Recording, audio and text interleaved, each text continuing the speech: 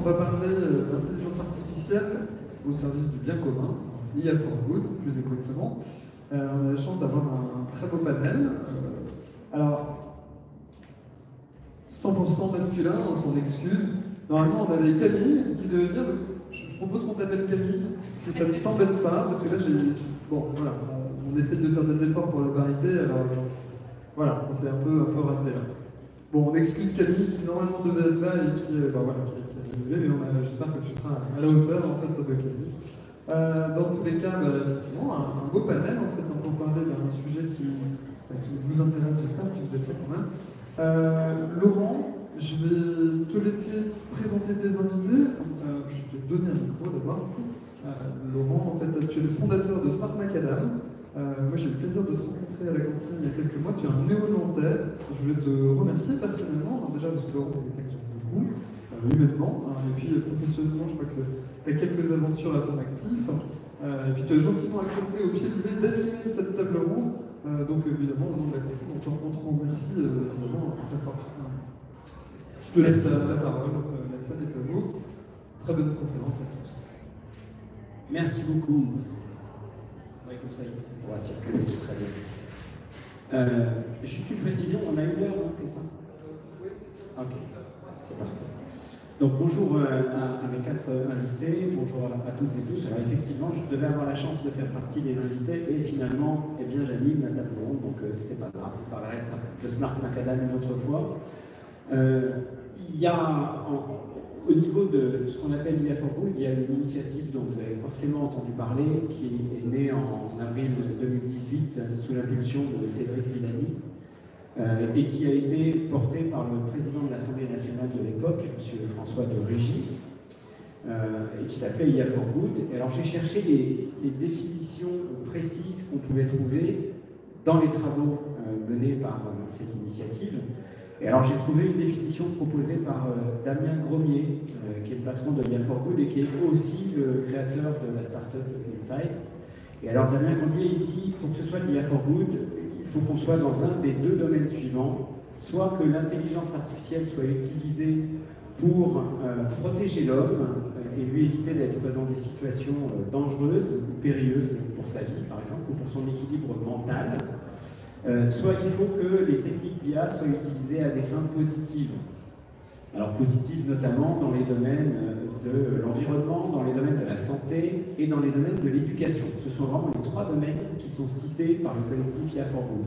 Environnement, santé, éducation. Alors ça tombe pas mal parce que ce soir on a 4 personnes brillantes. La santé est surreprésentée, mais on a quand même la chance d'avoir l'éducation qui est représentée. Alors je vais faire un rapide tour de table pour vous présenter chacun de mes intervenants, en commençant par Colin de la Higuera, qui est... Alors vous êtes professeur d'informatique à l'Université de Nantes. Vous travaillez depuis une dizaine d'années sur des sujets de recherche autour de l'intelligence artificielle et en particulier autour du machine learning. Et vous travaillez depuis un certain nombre d'années sur quelque chose qui est fantastiquement intéressant et qui est les ressources éducatives libres. Et il y en a manifestement plusieurs centaines de milliers, peut-être même plusieurs millions disponibles dans le monde. Est-ce que vous pouvez nous en parler un petit peu? Ça marche, oui, très bien. Bon, bonjour tout le monde. Merci de m'avoir invité. Donc je travaille en fait en IA et machine learning depuis beaucoup plus longtemps que ça. Mais il y a 10 ans, je suis tombé dans le good. C'est-à-dire qu'à un moment donné, on fait du machine learning pour apprendre toutes sortes de choses. Et puis, quand on commence à avoir quelque chose de blanc, on se dit on aimerait bien que ça serve à quelque chose de vraiment. D'ailleurs, il y a quelque chose d'utile parce que c'est des technos qui, effectivement, peuvent apporter énormément de choses, en particulier sur l'éducation. Donc là, l'enjeu qui nous intéresse, c'est d'utiliser le machine learning, l'IA, pour aider les gens à apprendre dans des situations qui seraient moins contrôlées que celles de l'université ou de l'école, c'est-à-dire finalement sur l'Internet. Sur l'Internet, il y a plein de ressources, mais pour les trouver, pour trouver un cheminement là-dedans, quand on a vraiment besoin d'apprendre quelque chose, soit on va sur une plateforme, et on reste finalement sujet dépendant d'une plateforme, soit on se perd un peu, on commence à tâtonner, à utiliser un moteur de recherche qui n'est pas fait pour ça. Donc c'est sur ce sujet-là en particulier que je travaille effectivement depuis quelques années. On va revenir dessus, évidemment, parce qu'il y a là-dedans, j'imagine, à la fois des enjeux technologiques extrêmement complexes, extrêmement forts, que ce soit en traitement du langage naturel ou en machine learning, tout simplement.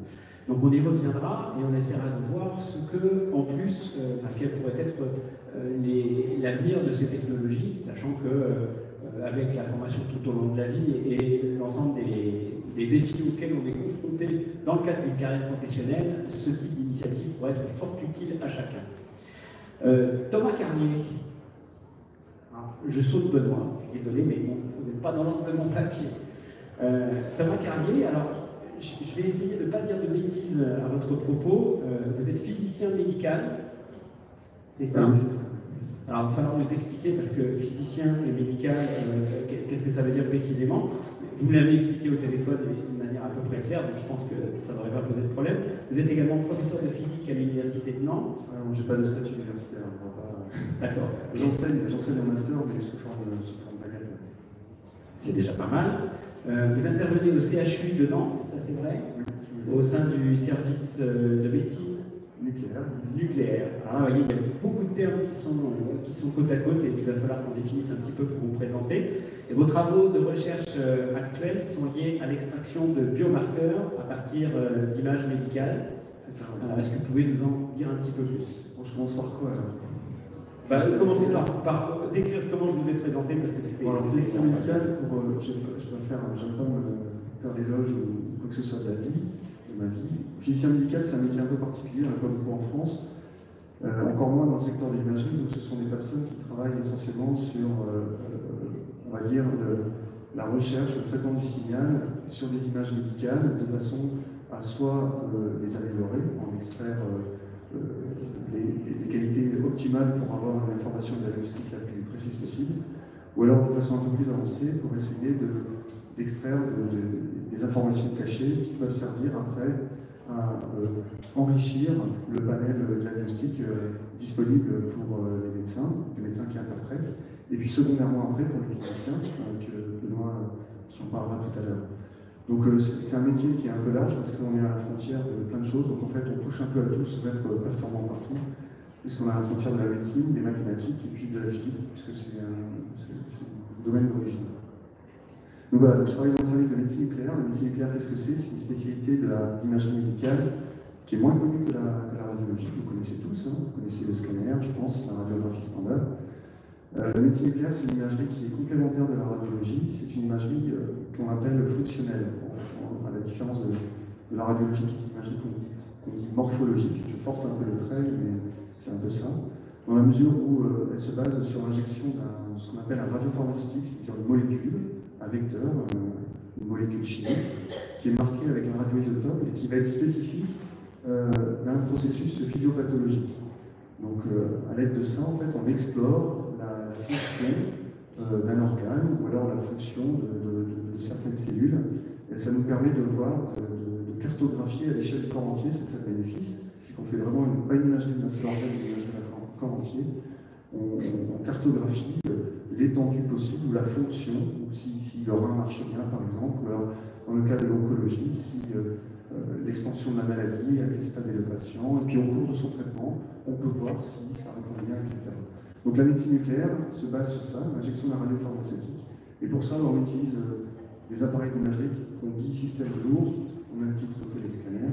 Ce sont des systèmes qui permettent de faire des images de ces choses-là, et pour les plus performants, donc ce sont des petites choses qui coûtent autour de 2 millions, 3 millions d'euros. Voilà, c'est pour vous donner un ordre d'idée. Donc qui sont soumis à des cartes sanitaires, pour l'instant, ça va changer. Et il y en a pour l'instant quelques-unes à Nantes. Voilà, on est relativement limité. Merci, c'est plus clair que ce que j'ai dit. Parfait. Benoît Tessoulin. Ah non, je suis désolé, je reprends mon nom. Benoît Tessoulin, vous êtes chef de clinique assistant au service d'hématologie clinique du CHU de Nantes. C'est bien ça? Oui. Parfait. Et vous menez également des travaux dans le cadre de vos activités qui s'appuient sur de l'intelligence artificielle. Est-ce que vous pouvez nous en parler un petit peu? Alors oui, c'est des travaux qui sont mixtes avec Thomas à côté. il y a deux parts. Dans mon métier, il y a ce qu'on appelle la clinique, s'occuper des gens, faire le diagnostic des l'hématologie, c'est les cancers du sang et des ganglions, et puis traiter, choisir les traitements et assumer les conséquences de ces traitements aussi auprès des gens. Et on va dire que ces 30 dernières années, bon, les choses ont évolué, les gens sont de mieux en mieux traités, même s'il y a parfois de l'hétérogénéité au sein des territoires, mais globalement les gens sont mieux traités. Et les questions qui se posent maintenant, c'est est-ce qu'on peut traiter encore mieux que ce qu'on sait faire actuellement, en particulier en épargnant certains patients de certains effets secondaires, donc en réduisant certaines intensités de traitement. Pour répondre à ces questions-là, très longtemps, on s'est basé sur des caractéristiques assez simples, l'âge des gens, combien de temps ils passent par jour à dormir, etc., pour adapter nos traitements, des trucs assez faciles, avec des modèles mathématiques assez simples jusqu'à maintenant, que tout le monde connaît, je pense, les régressions, on a tous entendu parler de trucs comme ça. Et s'ouvre maintenant un nouveau champ possible d'intégrer beaucoup plus de paramètres que ce que ces anciens systèmes nous permettaient, ces algorithmes nous permettaient de faire, pour être beaucoup plus précis, personne à personne. Et donc, ces intelligences artificielles, alors on va peut-être reprendre la discussion sur le thème d'intelligence, qui est mystifiant, je trouve, et faisant un peu peur parfois. Et nous, on essaye de les exploiter au travers, entre autres, de l'imagerie, entre autres fonctionnels comme Thomas, au début de la maladie, avant qu'on commence, au cours de la maladie, donc faire des marqueurs dynamiques, et d'intégrer en même temps la biologie, la clinique, etc. Donc ça, c'est quelque chose de très fort, qu'on ne peut pas mener localement à Nantes seulement, hein, c'est des projets qui sont nationaux, et on s'aide de plein de compétences, et entre autres, on discute entre autres avec la société Hawking en ce moment à l'échelon national pour le monde de l'enfant. Donc la table est bien faite. Merci infiniment. Et alors justement, pour revenir à la société Hawking, Inat Jafar, vous êtes ingénieur logiciel à la société Hawking. Alors vous avez rejoint Hawking il y a 4 mois, je crois, 4 ou 5 mois, après un parcours d'une dizaine d'années en tant qu'ingénieur informaticien, tout simplement. Vous pouvez nous expliquer ce que fait Hawking précisément, déjà, pour commencer, parce que c'est une jeune start-up qui est née il y a 3 ans de la rencontre entre un chercheur en oncologie, je crois, et un chercheur en IA. Exactement. En fait, Hawking est né en 2016, suite à la rencontre entre un chercheur cancérologue et un chercheur en machine learning et mathématiques appliquées en biologie. Et donc, l'idée d'un côté, c'était de dire on a des traitements qui fonctionnent pour une partie de nos patients, mais pour une bonne partie, les traitements ne marchent pas. Et de l'autre côté, on avait des techniques de machine learning qui pouvaient fonctionner pour créer des traitements spécifiques pour plusieurs types de pathologies. Et donc, suite à ça, est né Hawking, dans le but en fait, d'aider la recherche médicale. Alors, aujourd'hui, vous travaillez sur un projet qui s'appelle Substrat. Vous pouvez nous expliquer en 2 mots les objectifs de Substrat, en restant un peu simple, parce que c'est tout de suite assez complexe. Ok. Substrat, en fait, c'est un projet qui a pour but de préserver le caractère sensible et privé des données médicales sur lesquelles on veut intervenir, donc pour faire du machine learning. Et vu qu'on va travailler avec des centres hospitaliers, des cliniques qui n'ont pas envie de partager leurs données avec des sociétés privées, tout simplement. Donc Substrat a pour but de créer un réseau de confiance et un réseau où on est capable d'avoir une traçabilité, une sécurité des données, où on peut faire du machine learning distribué. Donc Substrat, c'est un framework de machine learning distribué, de federated learning, qui va permettre de laisser les données dans les hôpitaux et de venir faire de l'apprentissage. Alors c'est intéressant parce qu'on comprend, même s'il y a un terme technique, que l'IA, ça nécessite des données, l'IA for good nécessite des données au même titre, mais il y a une chose qui a été dite par Benoît tout à l'heure qui m'interpelle. Effectivement, dans intelligence artificielle for good, le premier mot qu'on entend, c'est intelligence. Alors j'aimerais vous faire réagir ici, au tout début de cette table ronde, sur la notion d'intelligence. Est-ce qu'on doit vraiment considérer qu'on en est à manipuler avec les techniques qui sont aujourd'hui accessibles ou celles qu'on peut présumer, enfin, qu'on peut présager, dont on peut présumer l'apparition dans les années à venir? Est-ce qu'on peut vraiment parler d'intelligence? Et comment est-ce qu'on pourrait qualifier cette intelligence? Colin?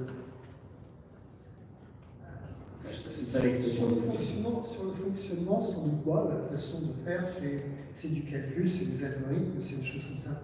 Par contre, quand on regarde le résultat, on commence à se dire c'est finalement le genre de résultat que j'attendais d'une intelligence. D'accord? Il y a des choses qui me surprennent, alors peut-être, je ne sais pas si c'est dans le domaine, mais dans d'autres, on voit aujourd'hui la machine découvrir des choses, la machine créer des choses, la machine nous surprendre. C'est-à-dire qu'on n'en est plus simplement à la machine qui fait ou qui refait des choses que nous on savait faire, simplement nous ça nous prenait longtemps et la machine le fait plus vite. Ça c'était avant. D'accord? Là aujourd'hui, la machine on la fait tourner sur des données et puis elle arrive avec une solution, elle arrive avec les exemples les plus typiques, ce sont ceux des jeux, des échecs, du Go, les coups qui ont été inventés par les dernières générations de logiciels, les Alpha 0, sont des coups qui surprennent les grands maîtres, sur lesquels, quand vous regardez sur YouTube une partie d'échecs commentée donc par un grand maître de Go ou d'échecs, le grand maître est admiratif. Kasparov disait, et je suis très fier, parce que je ne dis pas fier, mais Alpha 0 joue comme moi. C'est-à-dire qu'on commence à atteindre un moment où, au-delà de comment on y arrive et de quel est le processus qui est probablement pas cognitif qui fait qu'on arrive à un résultat, la qualité du résultat nous étonne, nous épate, et donc on lui attribue ces vertus que peut-être que c'est une intelligence qui l'a produit. Et dans votre domaine spécifique, dans l'indexation d'informations, de métadonnées, traitant des ressources éducatives libres, est-ce que ça vous est arrivé d'être surpris par les résultats de vos travaux de recherche en IA? Surpris, non, mais par contre, la machine trouve des choses que nous, on n'aurait pas su trouver à la main, parce que la quantité d'informations qui est enfouie est trop importante. Donc c'est pas, oh, tiens, c'est étonnant, il y a ça et ça, c'est juste, on est très content de trouver une information que nous, en tant qu'humains, la quantité de ressources n'y est pas. Donc quand on utilise des techniques qui sont, vous allez prendre un cours, et puis enfin, vous allez prendre tous les cours, que vous allez calculer des distances entre les cours pour dire que ce truc-là, il est proche de ce truc-là. Donc réussir à trouver des proximités auxquelles il n'y a pas une surprise, c'est simplement on n'avait aucune idée qu'elles existaient, donc c'est des proximités entre les objets qu'on va pouvoir ensuite exploiter pour des traitements auxquels on n'avait pas pensé. Donc, la grande surprise du genre « Waouh, ça c'est extraordinaire, je n'y avais pas pensé », c'est plutôt « Waouh, ça c'est extraordinaire, je n'aurais pas été capable de le trouver ». Thomas, est-ce que vous pouvez confirmer de votre côté, dans votre domaine spécifique? Oui, c'est un peu ça. J'ai plus l'ordre de grandeur, mais je crois qu'un être humain, pour prendre une décision, il est capable d'incorporer, je ne sais plus, c'est l'ordre de la dizaine de paramètres. Entre 8 et 12 en fonction de... C'est ça. Là, pour la prise de décision médicale, l'enjeu, c'est d'essayer d'avoir plus de paramètres et que l'humain ne pourrait pas à lui seul en prendre en compte. Donc en fait, nous, typiquement, on travaille avec plusieurs centaines de paramètres qui sortent pour un patient. Donc c'est des paramètres qui sont démographiques, comme l'a dit Benoît, des paramètres qui sont cliniques, des paramètres qui sont biologiques, mais aussi, ce qui est la spécialité dans laquelle je travaille, des paramètres qui sont d'imagerie. Et donc de ces paramètres d'imagerie, c'est assez effroyable parce que les traitements que l'on en fait, on peut en sortir plusieurs centaines. Donc certains sont redondants, certains sont inutiles, et ça on peut le savoir a priori, à l'aide de traitements mathématiques, on peut en éliminer certains, mais pas tous, parce qu'on ne peut pas faire d'a priori. Donc là la machine va nous aider, et puis un peu, comme le disait Colin, à la fin, on travaille sur une pathologie que Benoît connaît certainement bien, le myélome multiple, on fait ça en ce moment, on va passer sur d'autres pathologies après. Et on trouve à la fin, sur des échantillons pour l'instant assez réduits, mais des choses qui ne nous surprennent pas, qui confortent, qui nous disent « Ok, ça c'est connu dans la littérature clinique, et finalement la machine ressort ces paramètres-là comme étant des paramètres importants à prendre en compte pour prédire en gros l'échec du traitement ou pas. Donc c'est pareil, c'est pas quelque chose, c'est pas quelque chose qui va nous dire on n'y aurait pas pensé. C'est plutôt une aide qui est très intéressante et qui nous permet d'aller vraiment au-delà de ce que peut faire l'esprit humain. Ce matin, on participait à une conférence au Hacking Health et il y a un médecin qui a dit, un médecin qui a dit qu'il y a beaucoup de médecins qui sont allergiques à l'intelligence artificielle. Benoît, est-ce que vous pouvez nous expliquer, dans le cadre de votre domaine, est-ce que je vais pouvoir demander à une IA sur laquelle vous travaillez, concrètement, en hématologie par exemple, qui est votre domaine d'expertise, j'ai un cancer du sang, typiquement j'ai un lymphome ou quelque chose comme ça, on décide d'appliquer un traitement, alors est-ce que l'IA peut me dire concrètement j'ai combien de chances?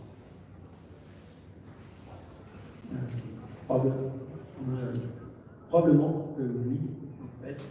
Probablement que l'IA est un nombre de données quasiment illimité, et si on considère que les gens ont une vie assez linéaire, ce qui n'est jamais le cas, probablement que si on donne suffisamment de données, on pourra prédire les choses avec toujours des intervalles de confiance, mais on pourra probablement arriver à ça.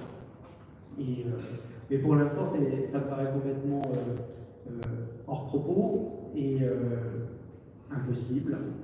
Parce que le problème, c'est qu'il faut générer les données pour chaque patient qui sont à rentrer dans l'algorithme, et que ça veut dire qu'il va falloir générer beaucoup de données par patient, ce qui va être très compliqué. Et il n'en restera pas moins que, j'espère en tout cas, que l'IA ne me remplacera pas. J'espère, pour un temps qui vienne, j'espère qu'elle ne me remplacera pas. Je pense que ça va être possible, et ça répond à une vraie attente des gens qui me demandent régulièrement, et donc dans 2 ans, c'est combien? Dans 2 ans, je leur dis, je ne sais pas.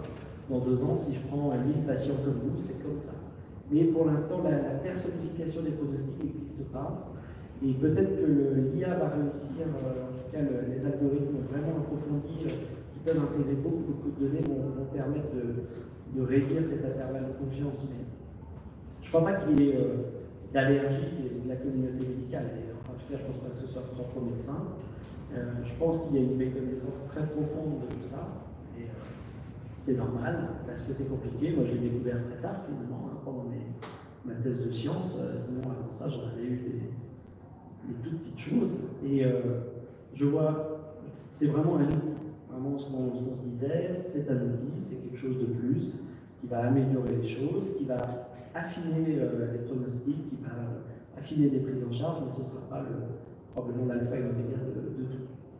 Alors, merci, c'était une plaisanterie, quand on disait que les médecins étaient allergiques, ça a été dit ce matin au Hacking Health, ça a fait beaucoup rire l'auditoire. Évidemment, l'IA est considérée comme un outil, et néanmoins, il y a une chose qui a été dite ce matin, je vais vous faire réagir là-dessus, c'est qu'elle serait à même de transformer le métier même des professionnels de santé, en disant que finalement on travaillerait davantage dans la relation patient-médecin, patient-professionnel de santé, en utilisant aussi l'intelligence artificielle pour conforter des diagnostics, conforter des approches.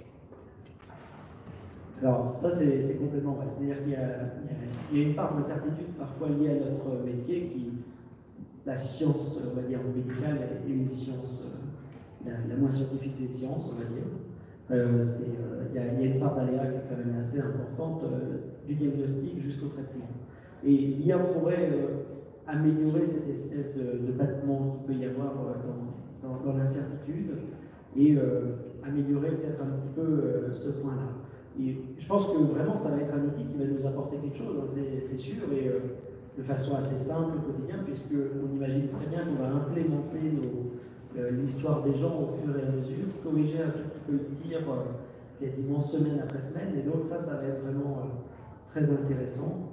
Et on n'est pas au bout de nos surprises, parce que je pense qu'une des choses que nous apprend l'intelligence artificielle, et j'entendais le mot surprise tout à l'heure, et c'est vraiment ça, donc l'intelligence artificielle intègre l'algorithme s'améliore en intégrant des données pour atteindre les prédictions globalement, pour prédire des choses. Et on lui donne ce qui doit être prédit au début pour l'entraîner. Et on a des surprises de temps en temps dans des diagnostics, mais de façon plus simple dans la biologie, on mesure des paramètres et on a trouvé des facteurs pronostiques qui vont nous dire bah, ce paramètre-là doit être égal à ce patient-là. Et on a des surprises de se rendre compte que, en fait, on a mal classé un patient avec notre standard actuel. C'est-à-dire qu'en intégrant beaucoup de données, l'IA, comme elle est un peu moins prône, on va dire, à l'erreur. Finalement, elle arrive à gommer certaines choses et à rattraper certaines erreurs diagnostiques ou d'appréciation. Et ça, c'est vraiment c'est un changement de paradigme pour nous. Ça veut dire que ce qu'on pensait être ce qu'il y a de meilleur d'un point de vue diagnostique ne l'est plus forcément si on prend en compte toutes les données autour. Colin, si on revient à vous un instant, si on cherche à traduire pour un individu lambda dans notre société l'impact des travaux que vous menez, en gros, moi, en tant que n'importe qui dans la salle ici, en tant que simple citoyen, en imaginant que votre plateforme soit déployée comme une solution accessible, qu'est-ce qu'elle va me permettre de faire aujourd'hui et qu'est-ce que vous avez en tête pour les mois ou les années à venir? Donc, voilà, un petit mot sur les ressources éducatives libres. Donc, les ressources éducatives libres, c'est une construction qui existe depuis longtemps. C'est un peu comme la prose de M. Jourdain, quelque chose qu'on fait depuis longtemps. On crée des cours et puis on les partage. Donc, parfois, on ne les partage pas, parfois, on les vend. Puis parfois, beaucoup d'enseignants, quand ils ont fait leur slide, leur transparent, leur produit, ils le mettent à disposition. Et quand un autre enseignant va préparer son cours, il va fouiller Internet, il va trouver des choses à droite et à gauche, et il va construire son cours, et il y a un écosystème à peu près naturel qui fonctionne comme ça. Sauf que, comme pour tout le reste, c'est plus ou moins légal, parce que vous utilisez des images où vous n'avez pas le droit, il y a des enjeux de plagiat, les gens aiment bien quand même que l'on cite. Et donc, mettre un peu d'ordre là-dedans, c'est juste de rajouter ce qu'on appelle des licences libres, comme des licences Creative Commons, donc de dire, tiens, en fait, bien sûr, pique-moi mon cours, il est très bien, il est fait pour ça, ça y est, moi je l'utilise avec les étudiants, mais si toi tu es quelque part, en Afrique, en Amérique, en Asie, tu veux l'utiliser, fais-le sans problème. Simplement, tu cites, parce que le droit de citation, ça fait partie des grands principes habituels. Donc, ce genre de choses-là existe. Les gens sont en train de partager ces trucs-là. Et donc, un enseignant, quand il va préparer son cours, à l'université, mais aussi au lycée, au collège, soit il prend un manuel, avec un coût dans un pays comme la France de environ 400 à 500 millions d'euros chaque année. C'est la même chose dans d'autres pays, donc ce sont des coûts énormes sur le manuel, avec des cartables très lourds, avec toute une série de choses, avec des pays en émergence dans lesquels avoir des livres c'est difficile, par contre des téléphones portables c'est de plus en plus possible, donc l'accès à des ressources existe. Donc tout ça pour dire que le but du jeu c'est d'utiliser l'IA pour aider chacun d'entre nous à trouver des choses, un peu comme un moteur de recherche. Simplement un moteur de recherche adapté à ce que je cherche vraiment. Je veux en savoir un peu plus sur la physique quantique et puis j'ai 2 heures devant moi pour apprendre. Ou bien je veux apprendre sur un peintre que j'aime beaucoup et je connais déjà ça, ça et ça. Et donc de pouvoir à travers des outils d'IA se voir proposer des ressources, que ces ressources ensuite me permettent juste d'apprendre de façon informelle parce que j'ai envie d'apprendre, ou de façon formelle parce que ça va m'aider à obtenir mon diplôme, ou parce que même demain on va avoir ce qu'on appelle des open badges, donc la possibilité de recevoir des accréditations par rapport à ce que je suis en train d'apprendre.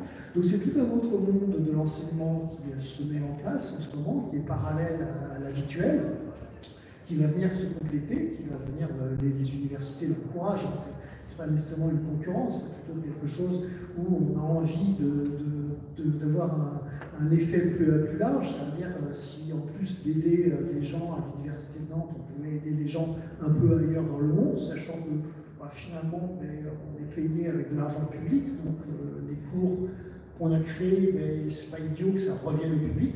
Ceux qui ont été là sur les différentes journées sur les communs savent de quoi je suis en train de parler. C'est la même chose que pour l'open access, que pour le open source. Donc la même chose pour l'éducation.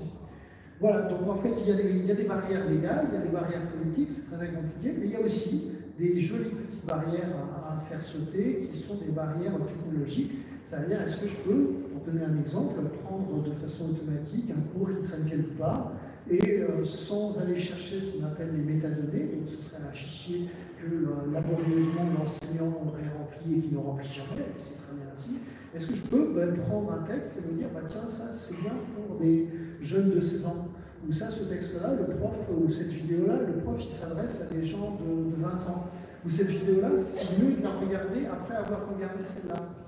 Voilà, donc tout ça, ce sont des choses qui sont des problèmes d'IA. Parce qu'il faut être capable d'analyser des centaines de milliers de ressources, d'analyser les parcours.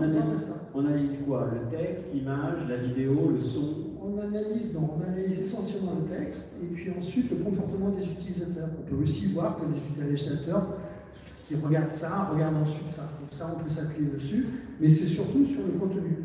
Donc c'est quoi dans un texte ce qui vous permet de dire que tel texte est plus facile ou plus difficile qu'un autre? Et puis de ne pas de le faire à la main, c'est-à-dire est-ce que ça peut s'apprendre automatiquement? De la même manière que vous apprenez automatiquement quels sont les marqueurs qui sont importants, qui sont pertinents, nous on essaie d'apprendre les marqueurs pertinents dans un cours. Et alors, est-ce que ça peut aller jusqu'à suggérer des parcours, hein? Comme vous disiez tout à l'heure, telle vidéo doit être vue avant telle autre vidéo, par exemple? C'est l'objectif. Aujourd'hui, on est capable de faire des parcours de longueur 2 ou de longueur 3.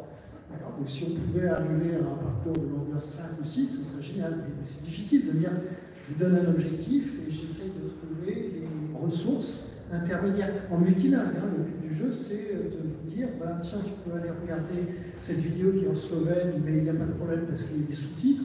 Puis tu peux regarder ce PDF qui est en anglais, mais là aussi il n'y a pas de problème, parce qu'on a des outils de traduction automatique qu'on peut te proposer pour faire ça.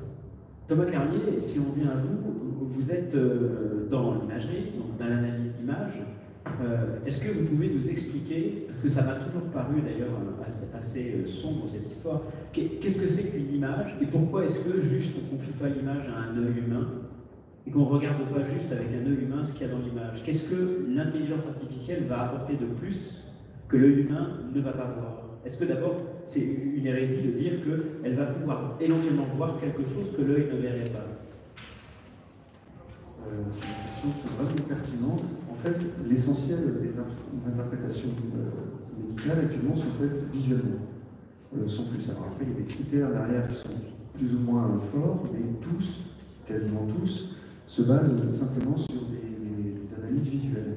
Alors on est conforté après, c'est un peu encadré, c'est-à-dire que les critères d'interprétation sont validés par les consensus internationaux et certains sont basés sur des mesures sur l'image. Alors par exemple en radiologie, ça peut être des choses très simples. Combien mesure second million? Est-ce que après cette mesure diminue au cours du traitement, etc. Il y a des critères qui permettent d'objectiver un peu la réponse médicale.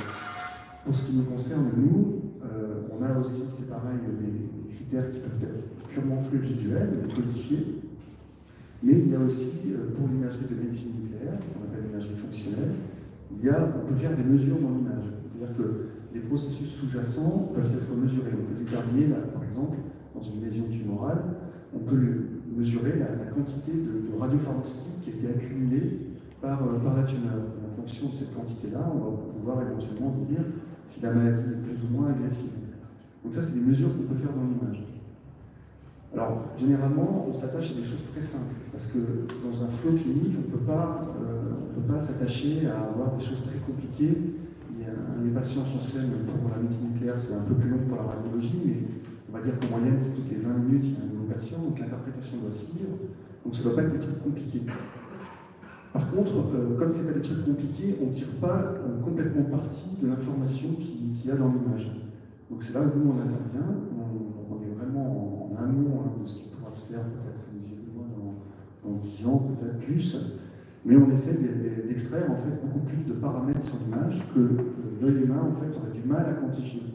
C'est-à-dire que par exemple, on travaille beaucoup sur ça, on a une lésion tumorale et on voit que pour certains patients la captation est très homogène, c'est-à-dire que la lésion a une quantité de produit qui est assez homogène. Et puis il y a pour certains autres patients, dans un certain type de maladie, où cette quantité de radioéléments, enfin de radiopharmaceutique dans la tumeur est très hétérogène.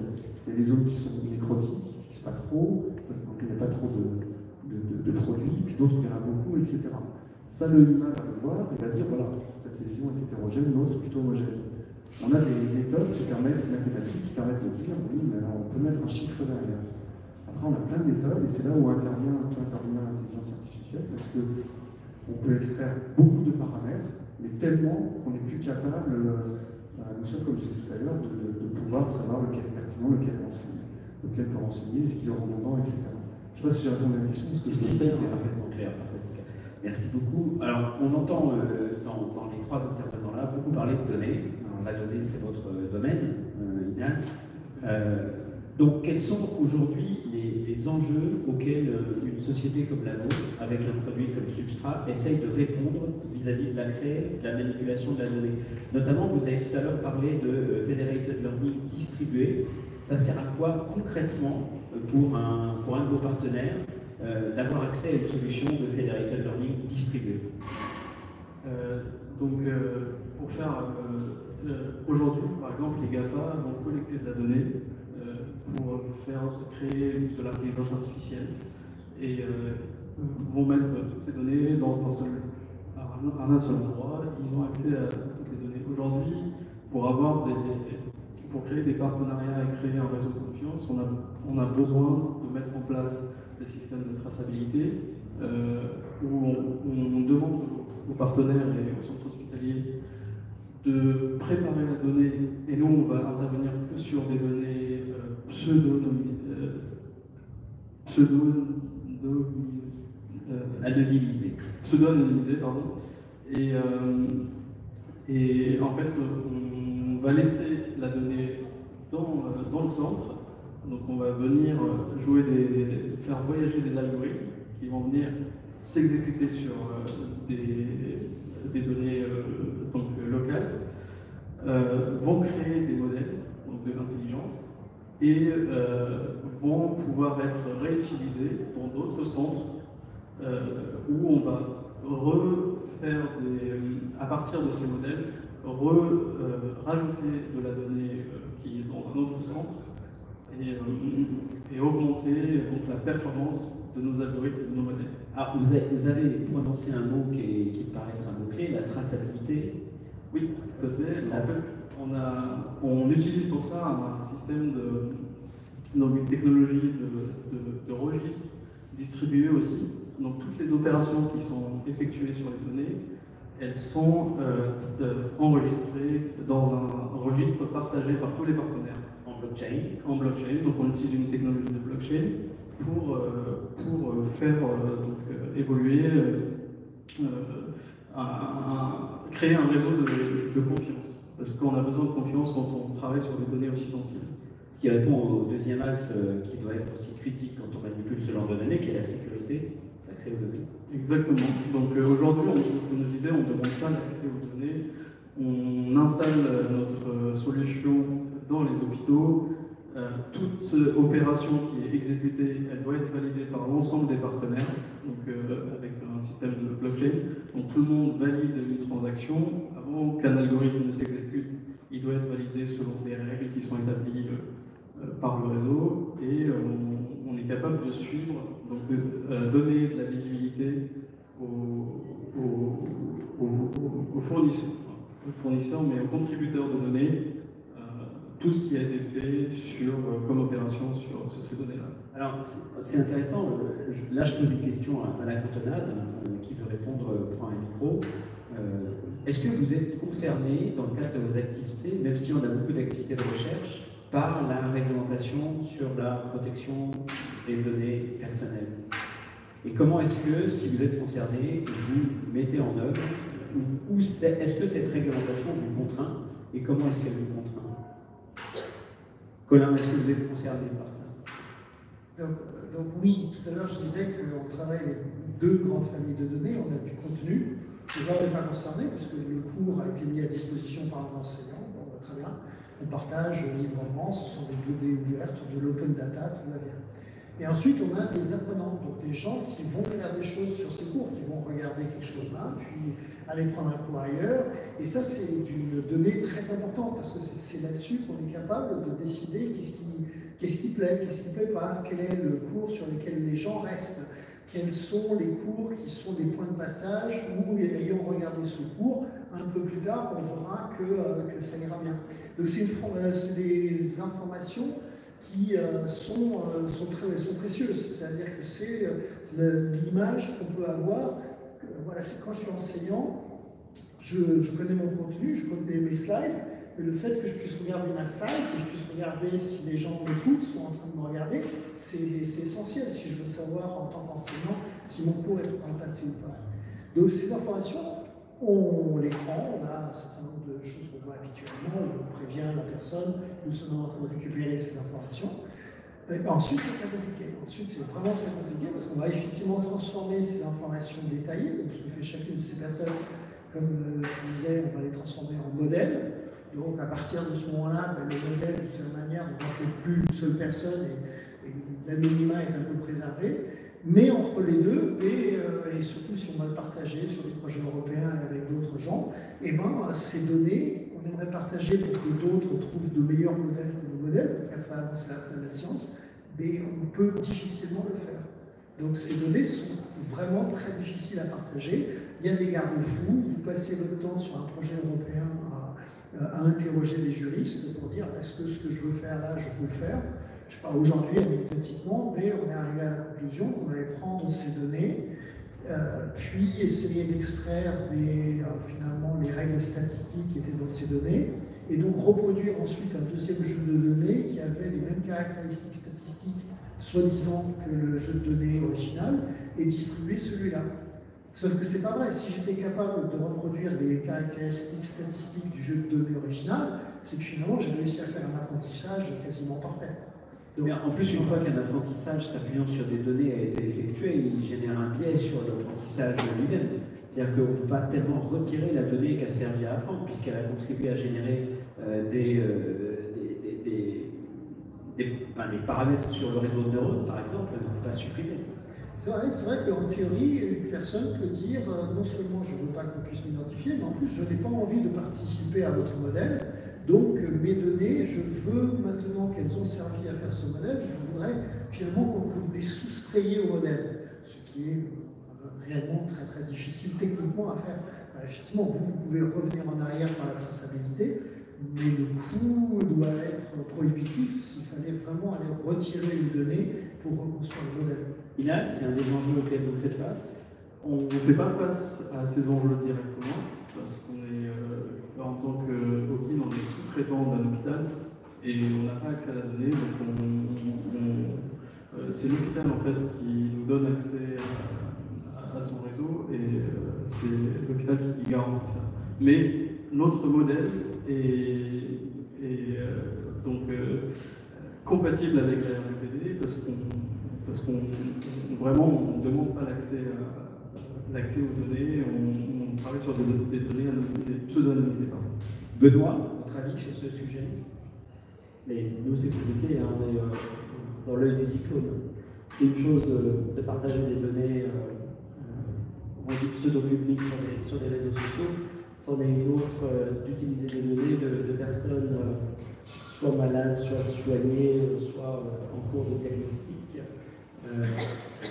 Alors, il y a deux cas. Il y a ce qui est de l'utilisation de données locales, on va dire, au sein des hôpitaux. Donc ça s'intègre aux demandes aux gens, en fait, dans la vie, on leur en parle, etc. De plus en plus maintenant, on commence à les prévenir, et il va falloir qu'on prenne ça en compte maintenant quand on rencontre les gens la première fois. Et il y a la deuxième situation qui est les essais cliniques qui sont extrêmement façonnants pour nous, hein, qui vont changer notre façon de faire, notre façon de traiter les gens. Et on sait que de ces essais cliniques vont naître de nouvelles possibilités thérapeutiques, même a posteriori, c'est-à-dire même après qu'on ait déjà changé les choses, de revenir sur les données des patients vont encore nous apprendre d'autres choses. Et ça, c'est le point le plus compliqué du RGPD. C'est qu'on a collecté, colligé des données dont on n'avait pas idée il y a 10 ans, qu'on allait revenir dessus. Et ça, c'est vraiment la complication numéro 1 pour nous du RGPD. Et il y a toute une une armée juriste qui doit faire les choses de manière légale, mais surtout équitable. Je considère que dans l'intelligence artificielle, le plus dangereux n'est pas l'algorithme, c'est la donnée, c'est la sécurisation de tout ça, des flux. Ça passe par les réseaux de confiance, donc ça c'est très important, mais je pense que les gens ont le droit de savoir ce qu'on fait de leurs données, et notre première qualité à nous, c'est de ne surtout pas en tirer de bénéfices autre que la santé des gens. Ça, c'est la définition même de l'IA for Good. Colin, je voulais juste compléter, parce que je suis totalement d'accord. Le fait est qu'on s'imagine qu'on fait un protocole expérimental, alors je parle d'éducation, mais je pense que vous n'êtes pas très loin, dans lequel on nous demande dès le début de dire quel est l'objectif final. Et donc on va faire de la collecte par rapport à cet objectif final, mais effectivement les données sont là et le côté des surprises dont je parlais existe, c'est-à-dire qu'on va découvrir d'autres choses. Donc d'un point de vue purement légal, normalement, je suis piégé parce que moi j'ai dit que j'ai collecté ces données pour faire ça. Or, en collectant ces données, j'ai compris une autre chose qui pouvait être très seul cheveux, qui pouvait être très très bien. Et je dois me poser la question, mais comment je fais maintenant? Parce que reprendre une expérimentation, surtout si c'est un suivi de cohorte, ça peut prendre des années tout simplement.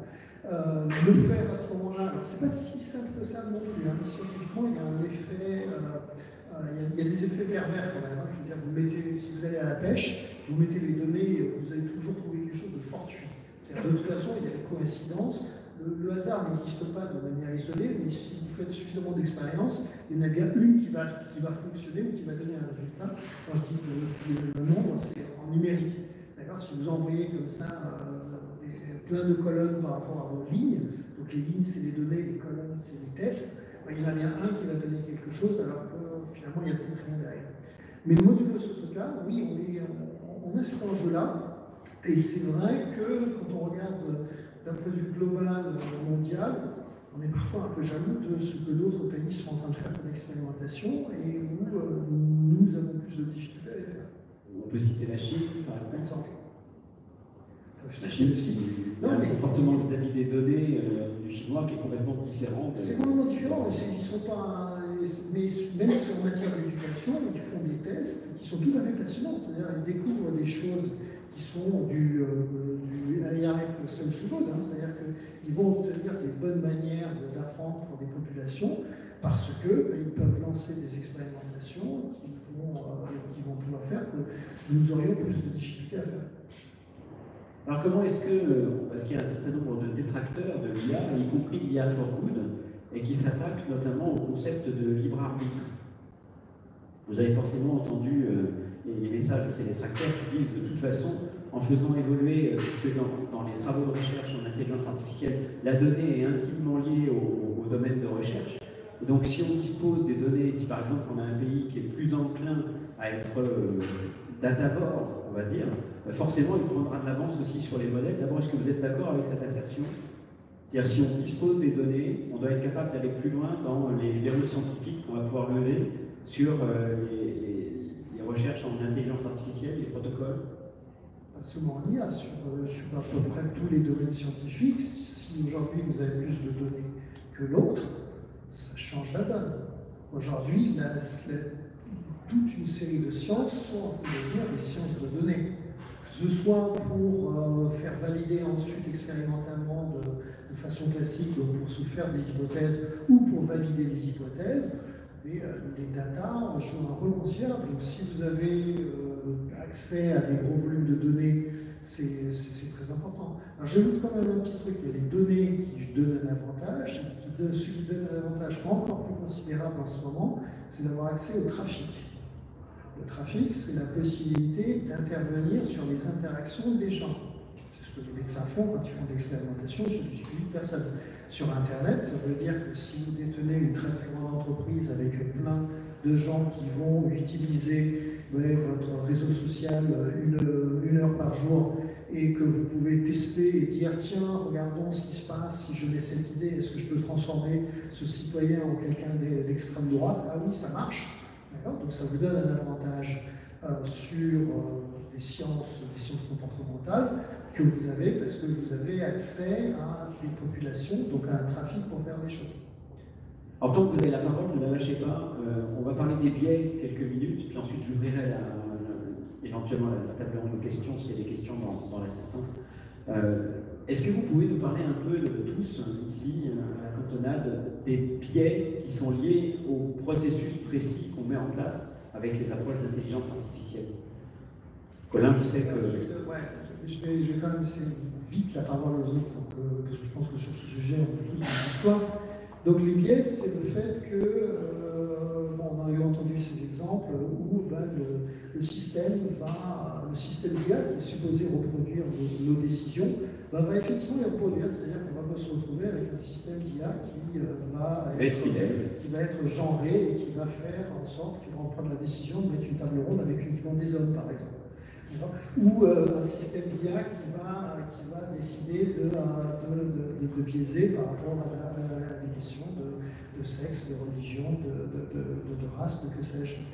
Donc ça, c'est un vrai phénomène. Les gens font très attention à ça. On a vu des dérives. Maintenant, ce biais, il est dû aux données elles-mêmes. C'est-à-dire, c'est pas parce que l'IA est biaisée, est raciste ou est sexiste, c'est parce que dans les données, vous avez déjà ce phénomène. Il y a parfois effectivement une tendance, pour avoir un gain statistique, à accentuer les choses. Parce qu'elle va gagner en gros sur les populations majoritaires, et si c'est sur la minoritaire qu'elle perd, c'est pas très grave. Il y a un petit jeu statistique qui se joue. Donc là, il y a un enjeu qui est celui-là. C'est-à-dire que tant qu'il y a des datas, et ces datas étant biaisées, il y a nécessairement le biais des datas qui va se retrouver dans les décisions de l'algorithme. Thomas, Benoît. Ah oui, très simplement, l'ensemble des décisions qu'on prend revient aux essais cliniques. Les essais cliniques incluent des gens pour les traiter d'une façon dont on pense qu'elle sera peut-être meilleure, mais elle inclut certains gens, certaines personnes, certains patients. Et donc, ça induit un biais extrêmement fort dans tout ce qu'on apprend. Ça n'est pas la population générale que l'on reçoit tous les jours en consultation. Et la maîtrise de ce biais-là, pour l'instant, elle est totalement inconnue et inévaluée chez nous. Très bien. Ouais, c'est très pertinent ce qu'il dit Benoît, et à contrario, il y a l'inverse. C'est-à-dire qu'il y a beaucoup d'études, les premières études, en tout cas dans mon domaine, qui sont parues, n'étaient pas basées en fait sur des études prospectives, avec des critères d'inclusion qui sont très précis, donc où les patients présentent un même profil, etc., comme le dit Benoît, mais ce sont des études qui sont dites rétrospectives, c'est-à-dire qu'on va chercher dans tous les patients qui ont été traités, des gens plus ou moins avec le même profil et qui ont eu plus ou moins le même traitement pour aller essayer d'évaluer, voir si on ne peut pas tirer parti des différentes données de ces patients-là. Le problème, c'est que parfois on a une insuffisance de données, c'est-à-dire qu'il y a des biais cachés. On va prendre un très simple, mais par exemple, tous les patients ont été multitraités avant. Ils ont eu plusieurs lignes de traitement qui n'ont pas été, je force le trait, qui n'ont pas été pris en compte dans le modèle. C'est une donnée qui est absente du modèle, et on va faire ressortir quelque chose du modèle. Mais en fait, si on avait peut-être regardé de plus près, finalement, le facteur le plus prédictif, ça aurait été, bah oui, mais ce patient-là, il a eu N lignes de chimiothérapie avant, c'est un peu normal qu'il supporte moins bien ce qu'on lui propose après, et finalement, c'est ça qui doit l'emporter. Donc il y a à contrario parfois aussi un biais qui est dû à l'absence, en tout cas dans le monde médical, à l'absence de certaines données. Est-ce que cette notion est prise en compte dans votre démarche sur Substrat, cette notion de biais sur les données? Oui, tout à fait, parce que, comme on a dit, on faisait voyager les algorithmes, et on va apprendre de centre en centre, mais apprendre dans un centre dans le sud, par exemple, de la France, ne va pas travailler sur, par exemple, sur des mélanomes, on ne va pas avoir la même typologie de données pour des personnes qui sont plus exposées au soleil que, par exemple, en Europe, où on va avoir ce genre de vie.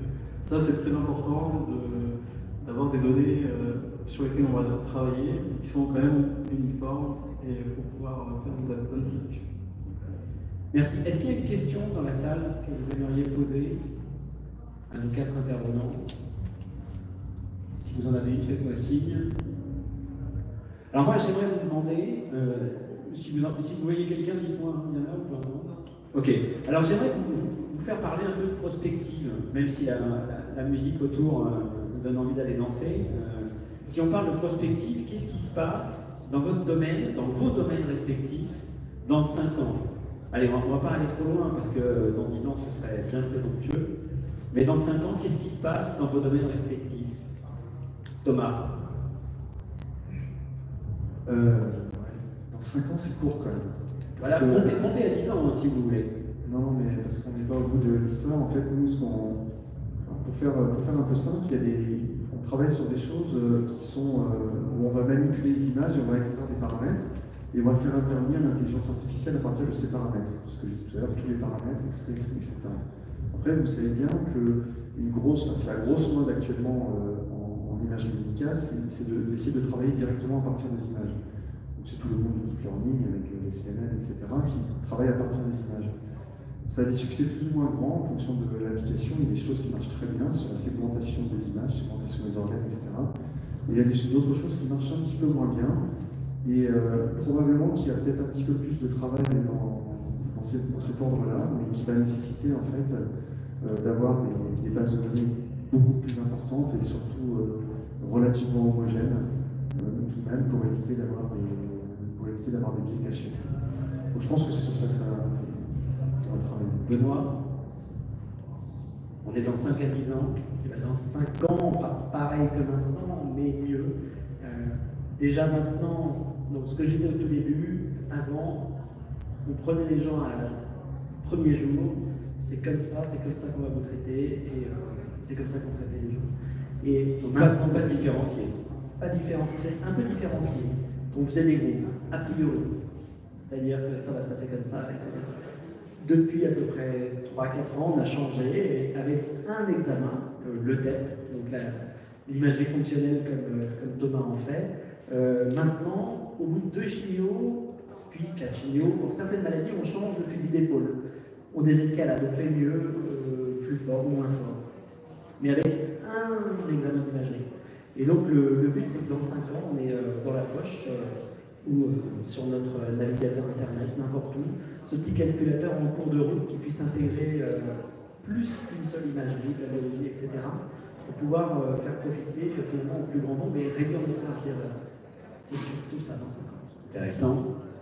Alors Colin, votre plateforme dans 5 ans? Ouais, alors sur la plateforme, je suis optimiste, je pense qu'on aura résolu pas mal de choses, mais si la plateforme s'intéressait à l'IA pour l'éducation, j'ai envie de dire que dans 5 ans, on s'intéressera au moins autant à l'éducation pour l'IA.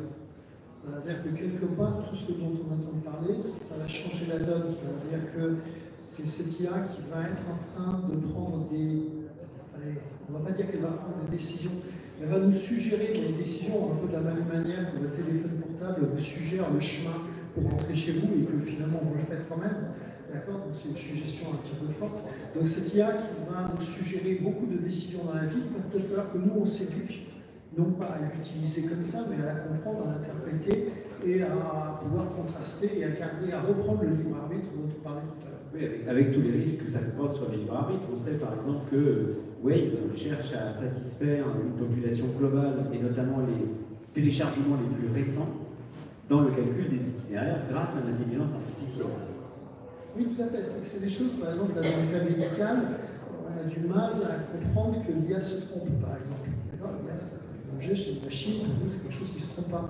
Waze, demain, va dire à une personne de prendre ce chemin-là et à une personne qui va au même endroit de prendre un autre chemin. On va accepter ça comme ça, et les uns qui font une chose et les autres qui font autre chose.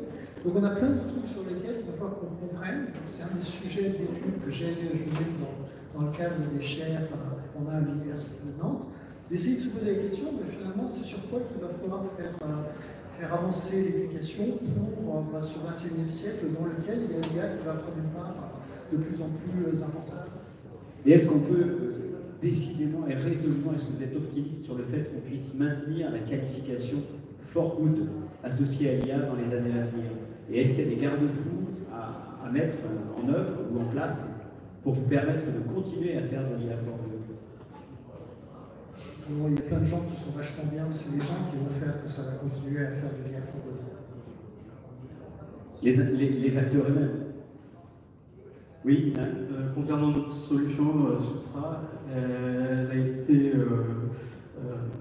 y a une fondation qui a été créée pour garantir la pérennité du code source de de cette solution qui va être open source et sous licence libre, et donc qui sera un bien commun. Et donc il y aura toujours quelqu'un pour faire en sorte que ce réseau reste open. Merci, c'est rassurant. Je vous remercie infiniment, messieurs, pour votre présence. Messieurs, mesdames absentes, pour votre présence, et je vous souhaite une très très bonne soirée et une bonne fin de conférence.